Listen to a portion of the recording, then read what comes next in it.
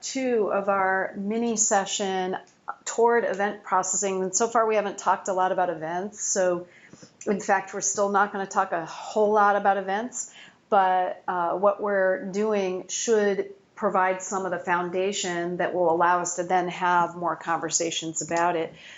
So I'm going to pick up where I left off last time, but it's not advancing.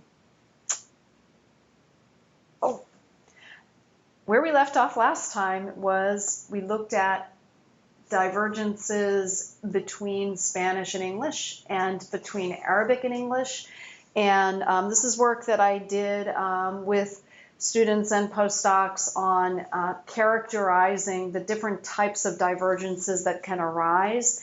It's actually systematic. There is a way to characterize the types of lexical semantic distinctions that can arise. It doesn't include all kinds of different levels of disambiguation and the other types of problems that can happen in machine translation. But this is about structural distinctions that are very predictable and systematic, and we wanted to provide a way to be able to talk about those. And moreover, they occur across many different language pairs. And this is really what started our work on examining how often do these things arise, what can we do to tackle the ones that occur most prevalently, and so on.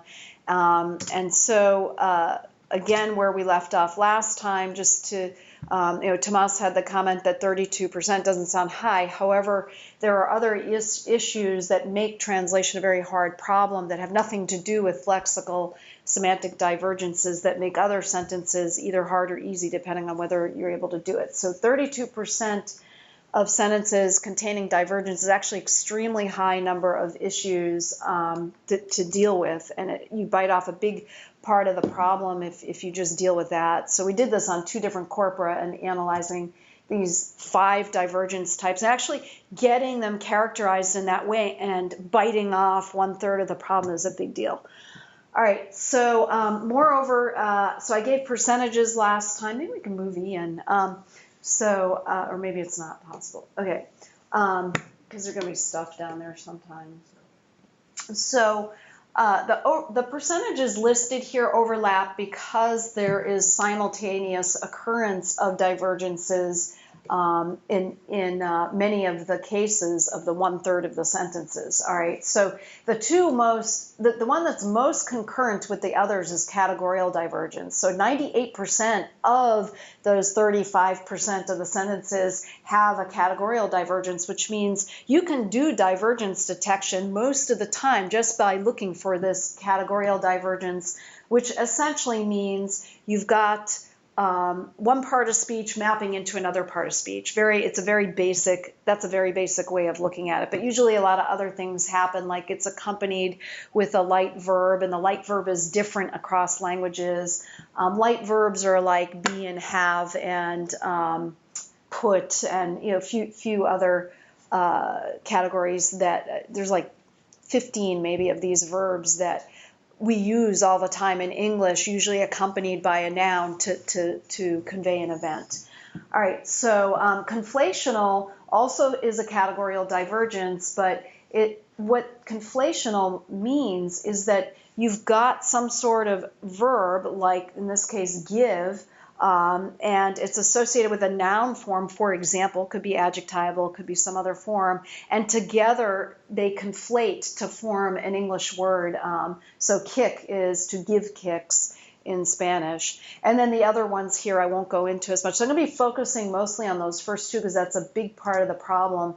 And what I started to get into last time, but ran out of time, was this distinction between what people look at with interlingual machine translation and this approximate interlingua approach that we had been working on at the University of Maryland. So Interlingual approaches, what does that mean? You're analyzing from one language into some sort of representation that you expect to be universal in some sense in its meaning, and then you decompose it to generate the target language. And in that representation, typically you have to have an agreed upon set of primitives, the basic elements that compose to create the overall meaning, relationships across the elements of that representation, and also, as a part of the interlingual approach, typically you have bidirectional lexicons underneath the whole process. The problem is, you end up with situations where you wonder, well, what should our primitives be? For example, if we say Mary kicked John in English, but in Spanish they say Mary gave kicks to John, should it be that Mary kick is the predicate and Mary kicked John, or should it be that there's some sort of causal event where Mary is causing a bunch of kicks to go to John? And that's just two of many examples that you could argue for probably eons about. And so, this is a problem. And the question for us was, well, can't we approximate interlingua? Do we have to choose? And I'm going to go into more of why you kind of shouldn't really choose necessarily later.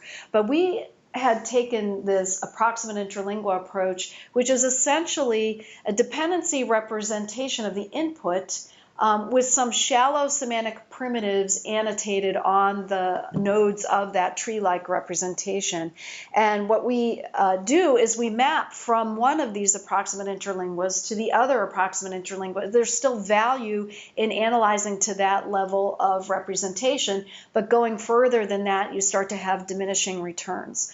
So this dependency representation into shallow semantic primitives, I'll show you a few examples of what they are.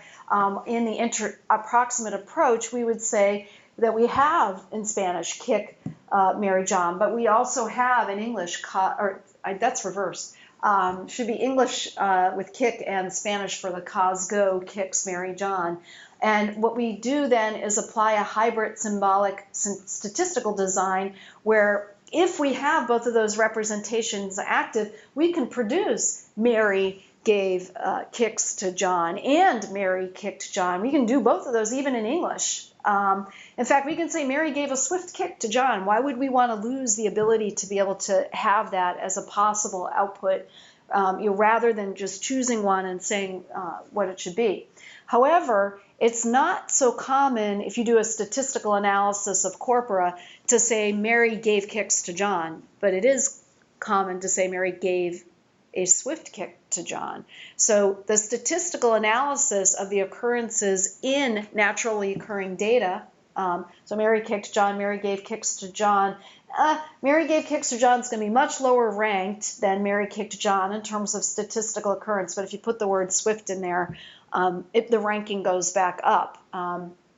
So it's the combination of having that representational ability to do either or and then applying the statistical process afterwards to eliminate possibilities that really aren't really viable for that particular language. We wanted to be able to do that. We wanted to not be pigeonholed into picking all the primitives and exact underlying representation in advance that would bar us from all of those realizations. So in the approximate approach, to date, the sort of earlier interlingua approaches, a lot of people have looked at these. Myself, I took a standard interlingua approach in the 80s. People like York with the Ultra system and CMU, Carbonell, and others, and of course, looking at deeper representations is going to be extremely important. For example, in the Big Mechanism project, so James Allen work is certainly related to the notion of interlingua, although it's for a different purpose. People like Schenck and Jackendoff and others have looked at language primitives, but what we wanted to do is pull back a little and tap into the richness of one of the languages, our target language, which happens to be English most of the time. If we could build a lot of resources for English, and you guys know about the CAPFAR resource as an example, we could build these big resources with thematic grids and lexical conceptual structures, then it would be less expensive to spend all our time doing that and then spend a little bit of time porting over with some human checking to these other languages. In fact, we have numbers on how long that process takes versus doing it from scratch for a given language. And there's a huge reduction in human labor if you do it this way. So we tap into the richness of target language resources. We use some but not all components of the interlingual representation. I'll show you an example. And we use primitive semantic relations, and then we have lexical information. On the previous slide, you have those two cause, go, and kick. Mm-hmm. When would you have these two derived from the same meaning? So I'm going to show you the example. I showed it last time, and I knew we would need to go over it again because it was too rushed at the end. So I'm going to go right to that slide next. I'll show you how it's done. Okay, so we have the richness of the resources coupled with what I said before, which is you generate a bunch of alternatives like Mary gave kicks, Mary kicked, Mary gave a swift kick if that's the particular sentence, and then you pare it down statistically. So those are the two steps. But still we have to understand how is this addressing divergences, and so this student of mine, Nizar Habash, eventually became a postdoc, and now he just moved. He's at NYU Abu Dhabi. Is that right? Yeah, like a month ago, and he's an assistant professor. No, he got tenure. He's an associate professor there. That was part of the deal.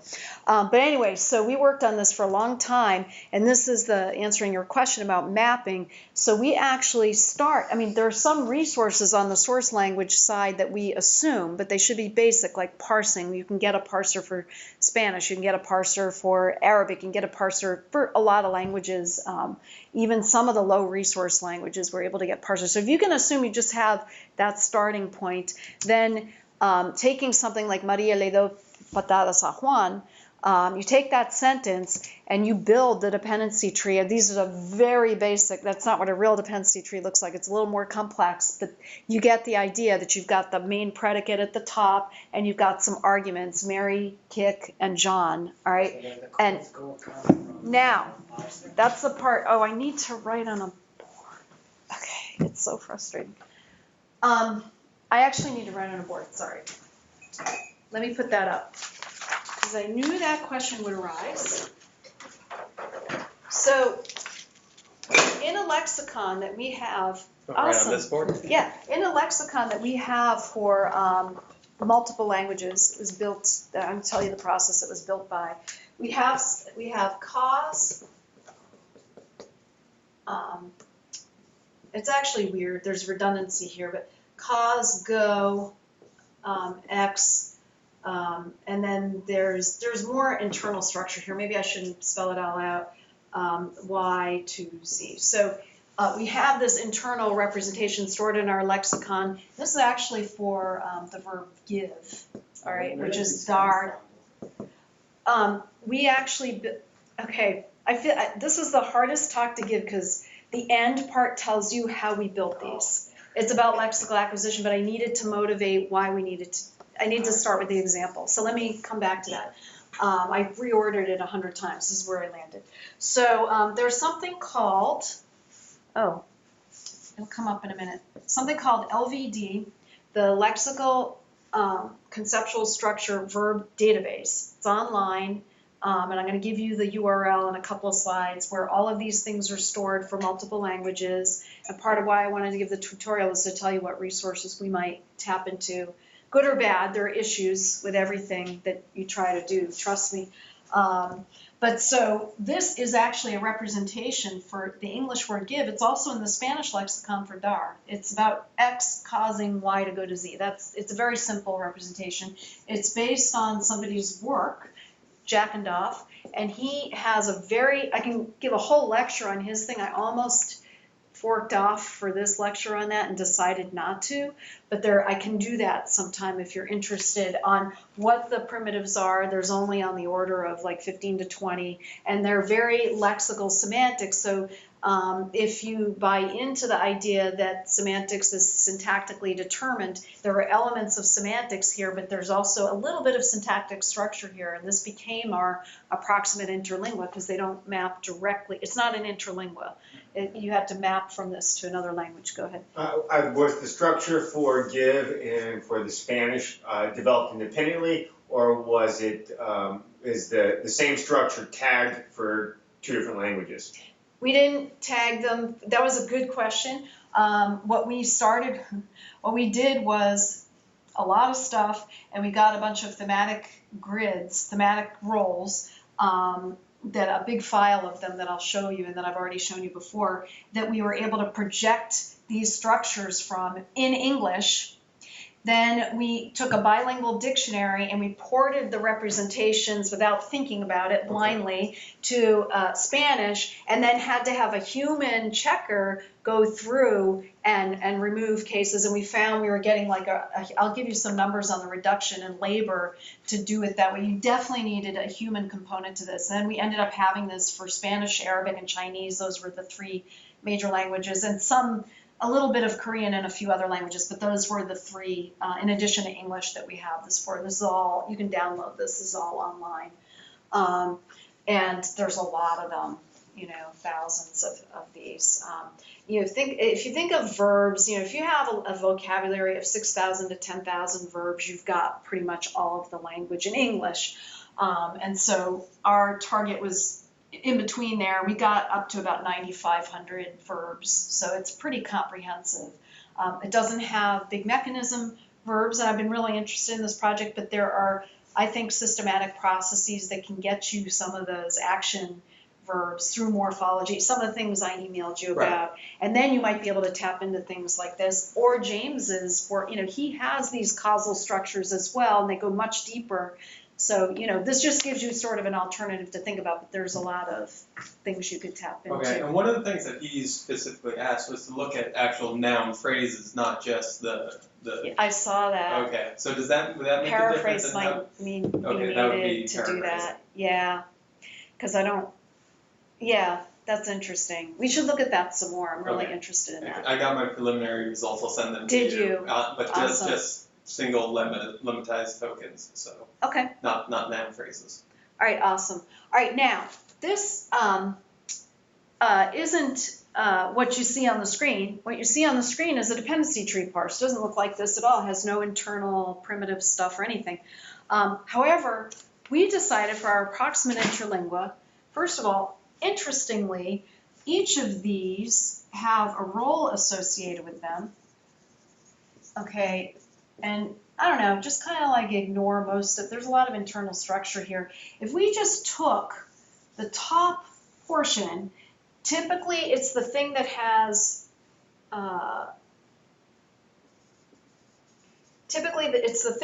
the agent upward to the root node. You take that portion. So it could either be go if there's no cause above it, or it could be cause go. And you use that as your annotation on the dependency tree parse that you get here. All right, so you can see in red, that piece is annotated, and then the roles should also be assigned to the positions in the dependency tree. Now, we know how to do this sort of thing. We've been doing this for events, in the NIST evaluation. We know thematic roles can easily be assigned. But it's interesting because when you map to the other language and you start to look for a structure that looks like this, something that looks similar to it that also matches the cause go. So you have to match that underlying structure there to whatever you pick out of the other lexicon to produce your English.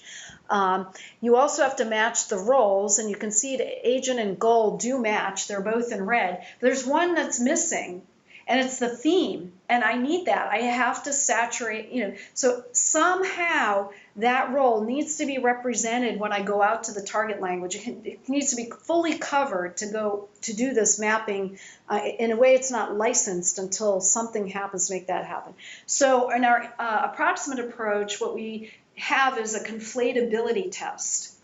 The conflatability test says, all right, you're allowed to leave out a role if you pass a conflatability test, which means that you map into some part of speech, this noun form here maps to this verb form here in the target language resource, which is very rich. And what is the name of that target language resource, which is very rich? CatVar.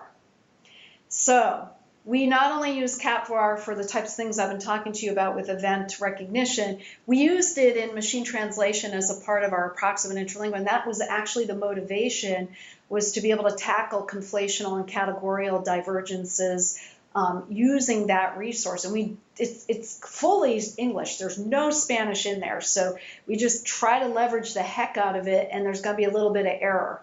And we're able to do that for the mapping.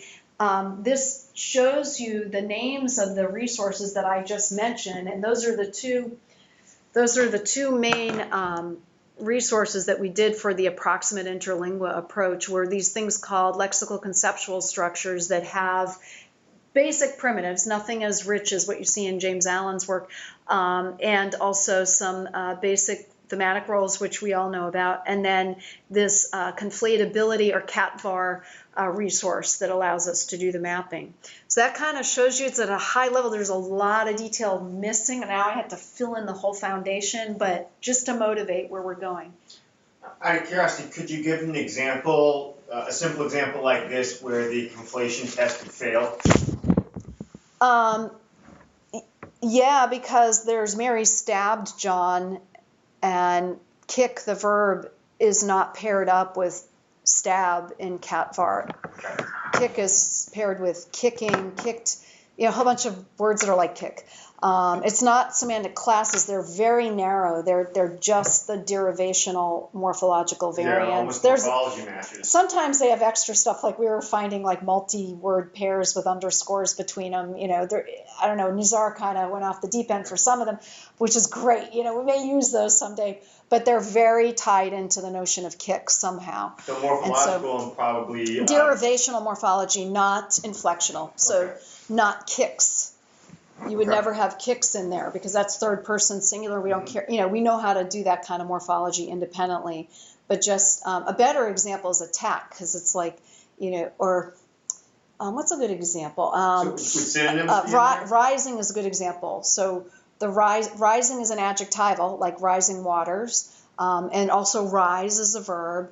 And, I think arisen might be, I don't know, a lot of things that it kind of goes out a little bit away from the meaning, but those are in there. All right, so that kind of motivates where we're going. And I just took it a little slower than the last 3 minutes of the last lecture. I think that just blew by people. So to recap, what sources are needed? We do need a source language parser. We do need what's called a tralex, a translation lexicon, or bilingual lexicon. That's all it means. If you ever see tralex, it's because that's an MT person, and they're trying to tell you it's a bilingual lexicon. It's used for translation, so they like to call it tralex. The target language resources, which in our case was English, that's very English-centric, and that's not fair, but that's actually what our projects were about. And so we really made those as rich as we possibly could. The URLs are here. I probably can click on one just to give you an idea. Of course, it might not click. That clicked last night. Okay, what? Really? Oh, sorry. There we go. Yeah, so this has been up there for years. You can actually, there's a lot of documentation. You can type in, I don't know, think of a word, and there's about 9,500 terms in here. I should tell you, events can be nominal, adjectival, and so on. However, this database is verbs, and what we thought was we would use this, and we can always rely on CatVar to get us into some other part of speech if we needed it. We wanted this to be a verb lexicon. So I hope rise is in there. So this will show you, I didn't get a chance to talk about this when we were working on events because we were just slaughtered the entire time, but I so wanted to show you this. Anyway, it has Levine's classes, and we further broke them down. So, this 45.6 is one of her classes. I don't remember. We can go down into it if you want to see it. 47.6a. We actually we created 47.6a, b, 48.11a, 51. We created very finer grained versions than what she had. And I actually distributed this, and 2 or 3 years later heard about VerbNet coming up. Anyway, I suspect some things in here could be in VerbNet, but I don't really know. And this shows you for example, okay, so the LC, I forgot that's in here. The lexical conceptual structure is in here. So this one doesn't have causal. This is about being at a particular location, and the bang bang ingly means you take the word that you care about, like rise, and you put it in the 2 exclamation points. So the LCS for this, we actually made it more general. Instead of spelling it out for every single word in the lexicon, we had general structures that you could then instantiate as needed. And then these are color coded. So this first argument, the thing 2, which I should be pointing to with my mouse, the thing 2 is color coded. If you go down here, you can see, oh, that's a theme. And also there's a location in here. So this thing down here is a location. There's more detail I can give you about, sorry, I'm used to standing. There's more detail I can give you. So this at has brackets around it. I can really go into a lot of detail for why that's needed another time. This is also the thematic grid. So theme and location are represented here. And location followed by parentheses means it's got to have a preposition in front of it.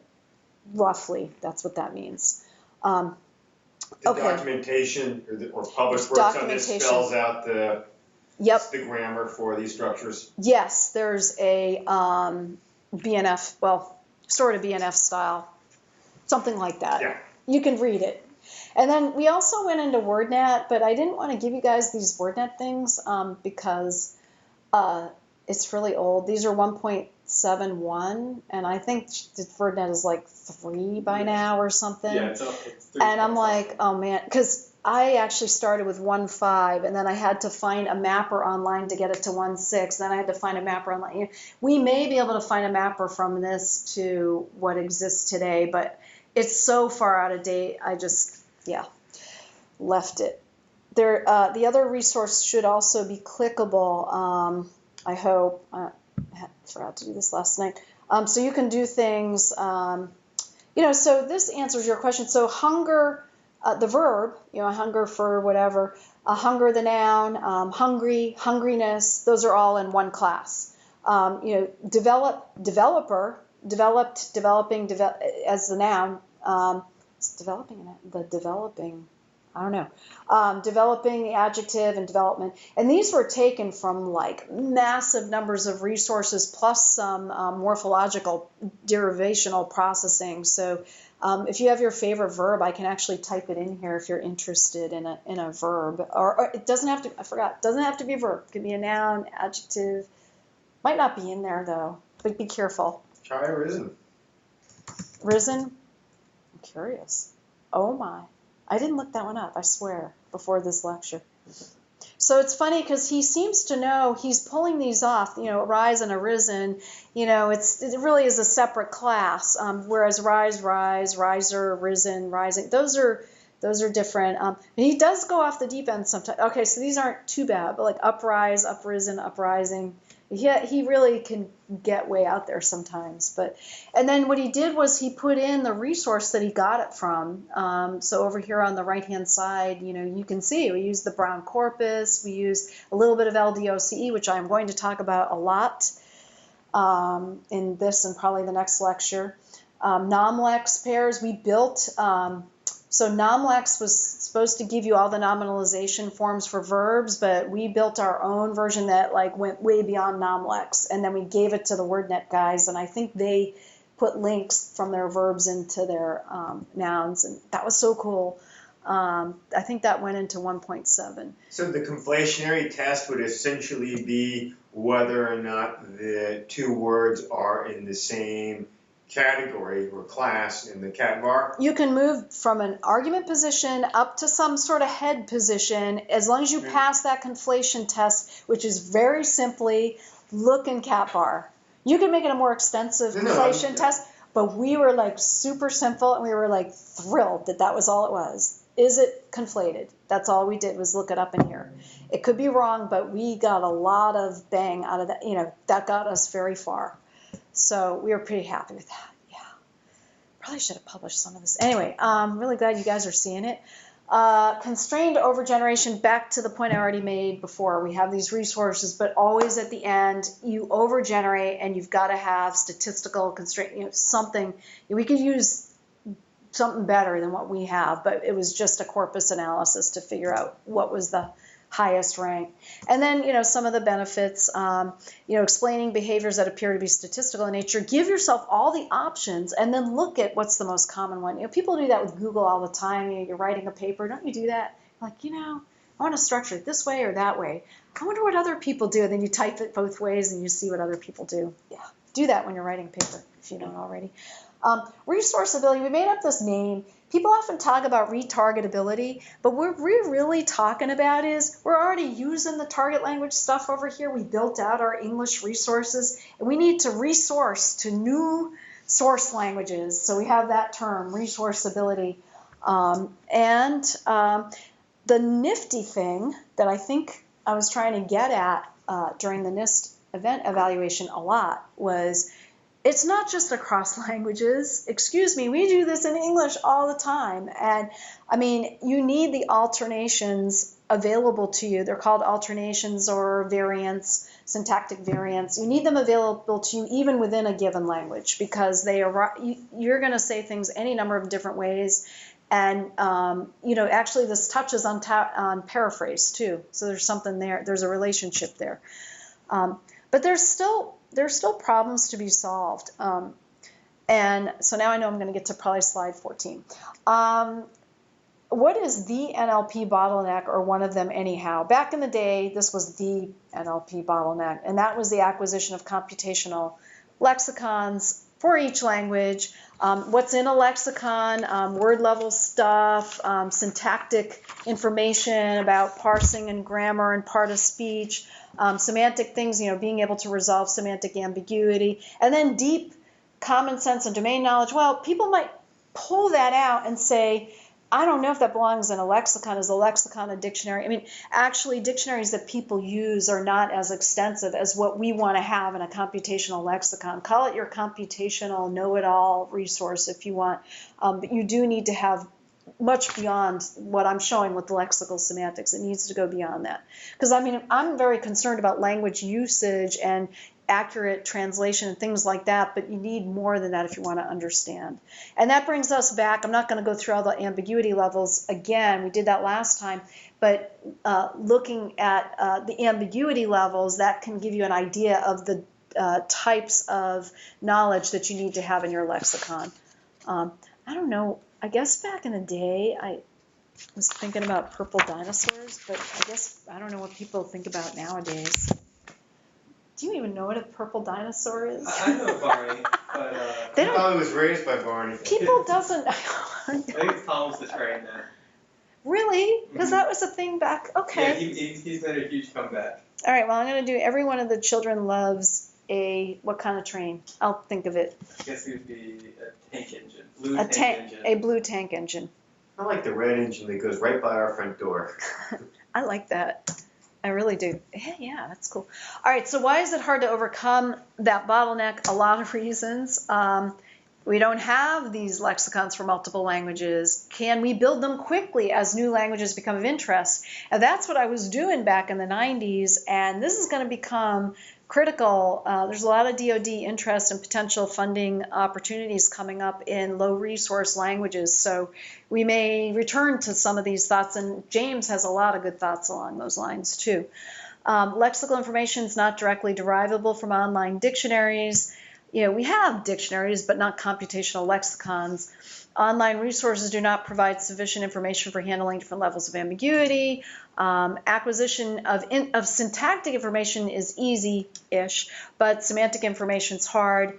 Rapid retargetability, which is what they used to call it, or resourceability in our world, is not possible with existing online dictionaries. So we do need to do work here. There's also this weird tension between lexicographers and system developers. And nowadays, I'm not sure we even think about this problem anymore. Maybe it's not a problem, but back then it was like, who's going to type in these lexicons? We're developing these systems, but then we have these professionals who are doing lexicography, but their representations may not go deep enough. And so it was really tough to get these lexicons built. Bottom line is we need to acquire large multi-language lexicons without doing it by hand.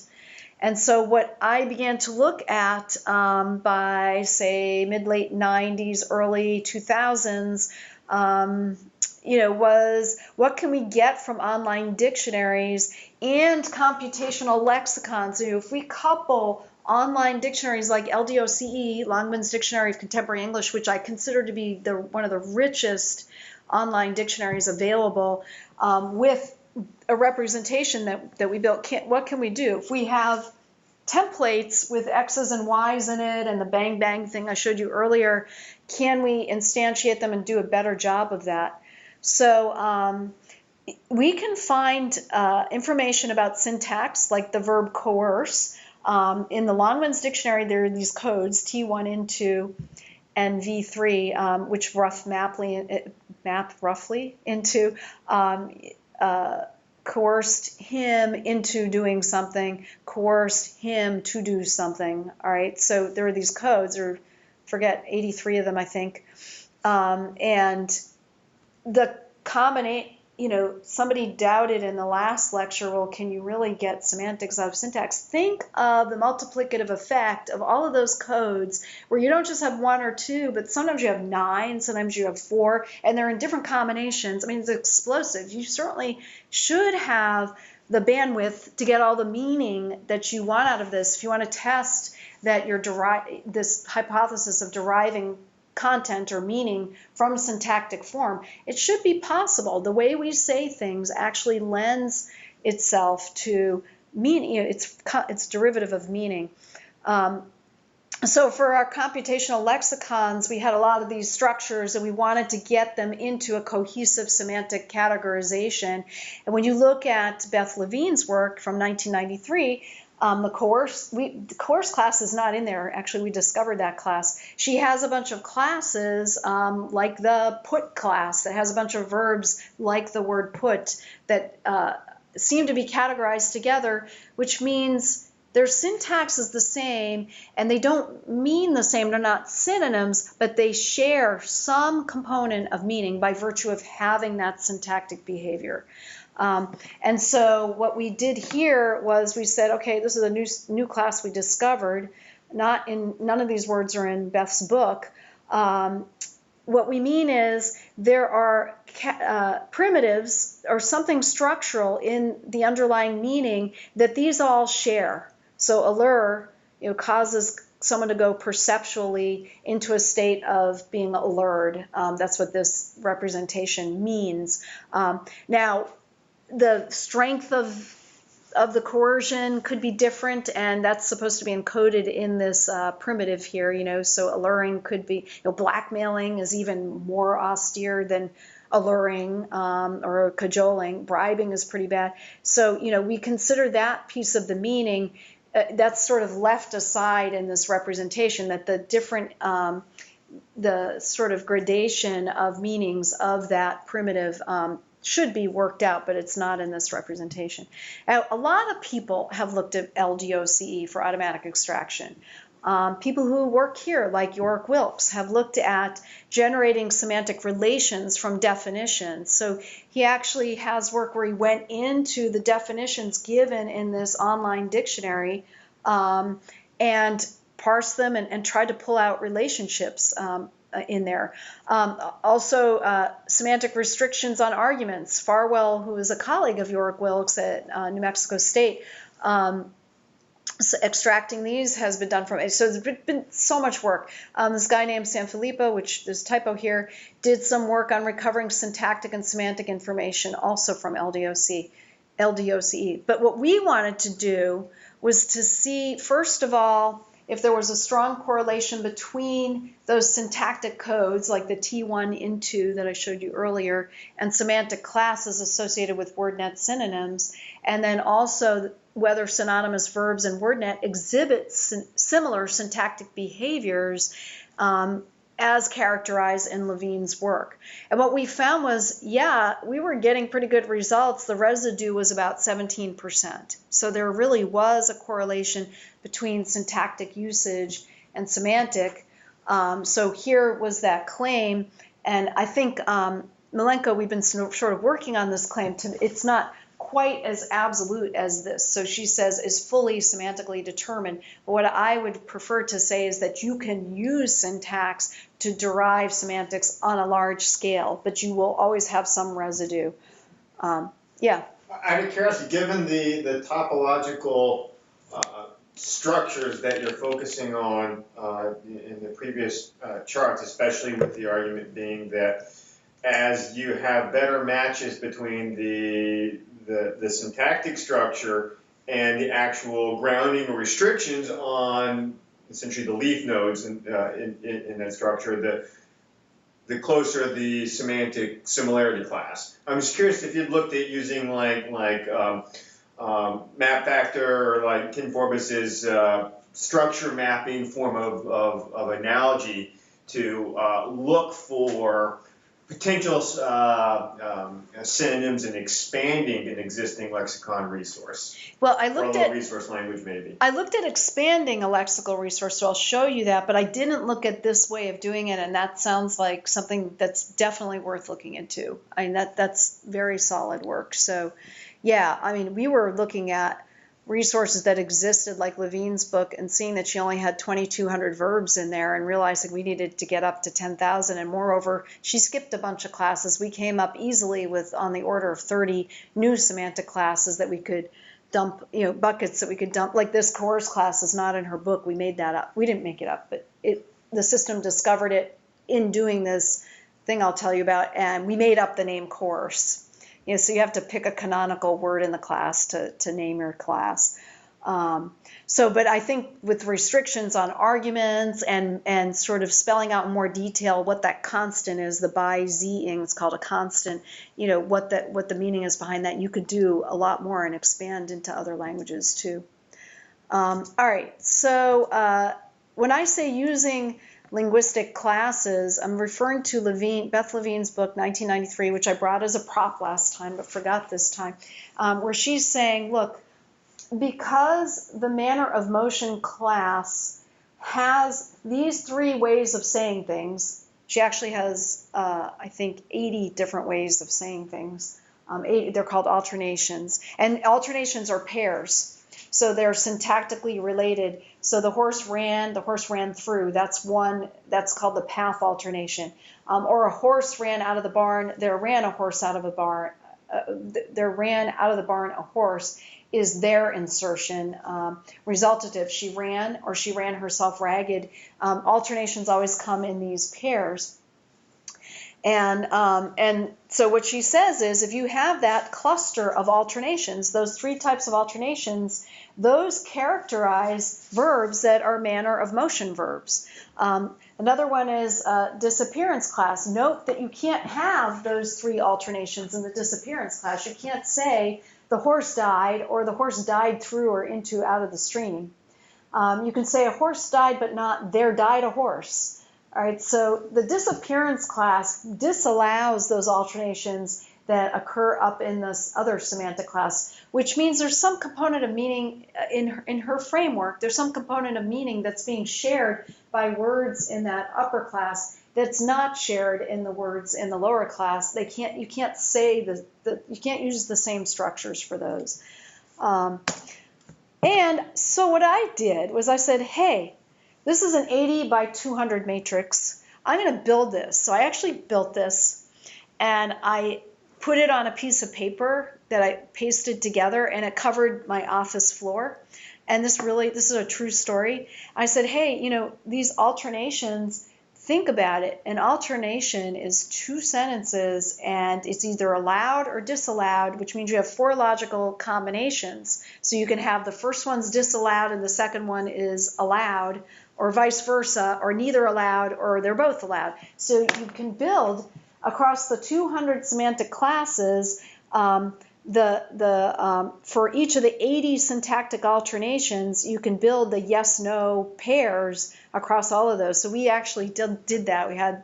And I can't find this anywhere. It's really hard to show it because it's this enormous thing that filled I guess nowadays with Zoomable displays, there would be a way to actually show this in a nice, I would like to show that in a nice representation. So we built this, and then her book doesn't go into what these meaning components are. She just says they share meaning components.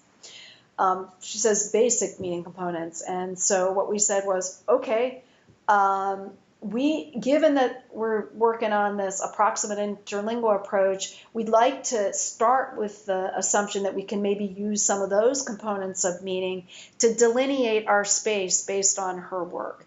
And so I'm going to end on this slide, but it brings us back to the original example at the beginning of the talk. What we do is we represent a word like stab or kick. Kick is similar. Like this. It looks like that representation on the board there. Although I think we had the kicks in the theme position, but different ways you can do it. So it's another way to represent it is to become stabbed. And so for English, that's one big representation. But in Spanish, you have two lexical entries, and they each have pieces of the representation on the left. All right. So the way you think of English is it's already got the conflated element in there. All right. So it's got stab.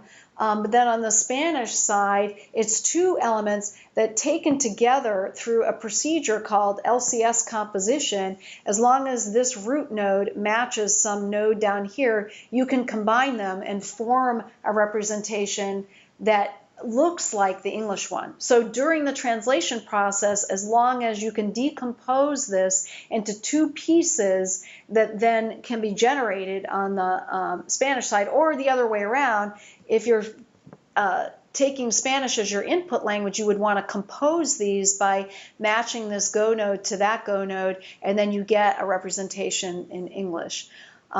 So I'm going to stop because that's an hour, and there's probably questions too, but that's the nature of the compositionality that we're talking about, that those individual lexical items compose together to form the bigger one.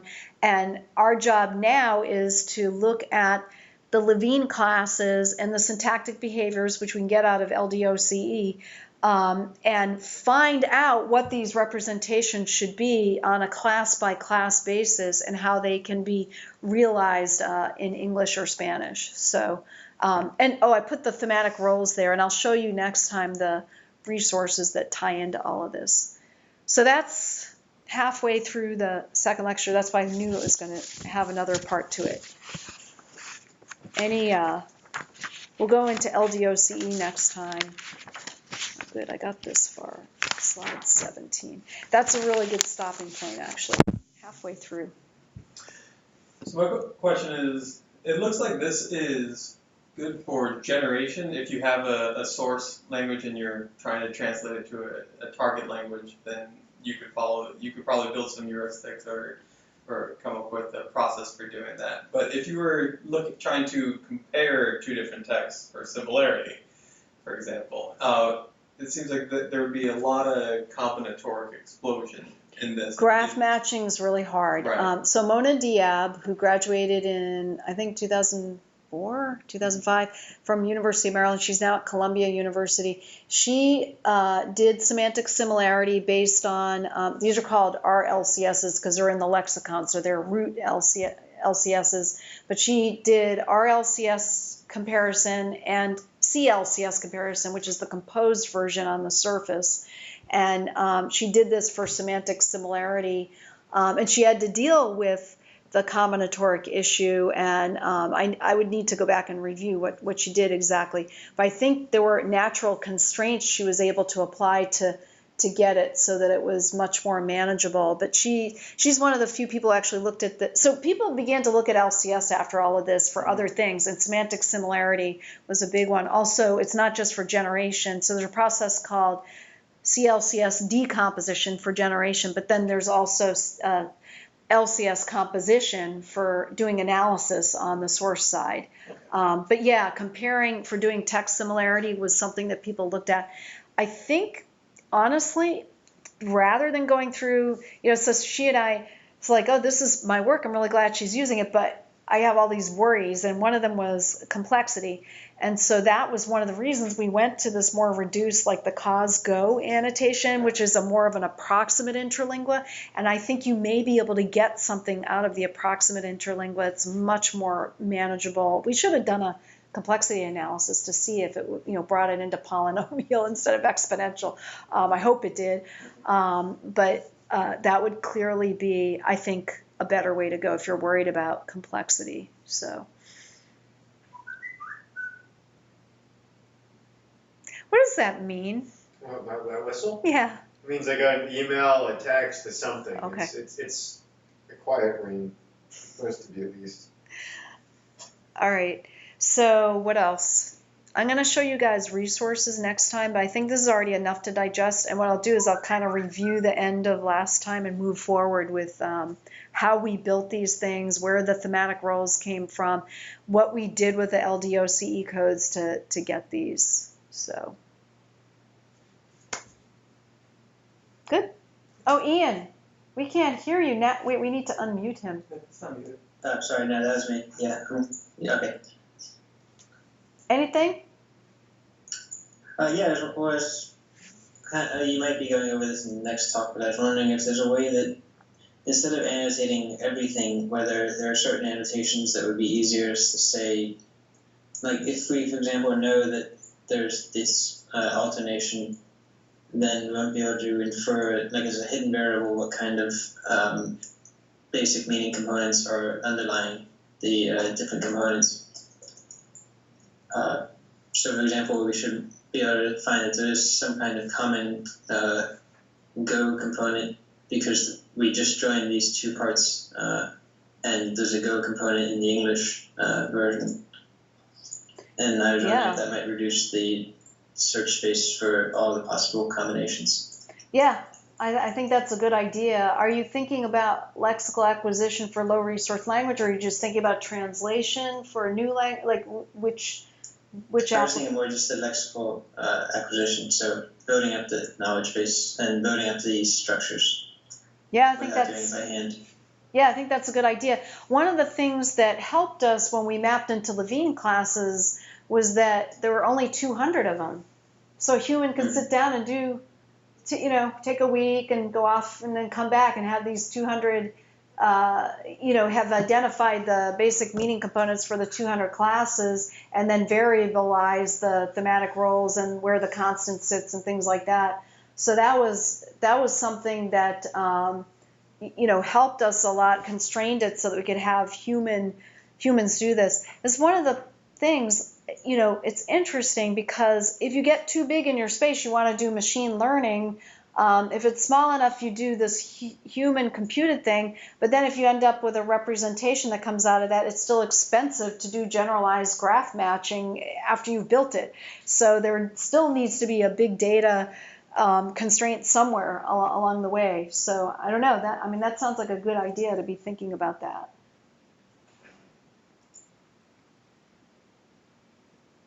All right, good. Thanks, everybody.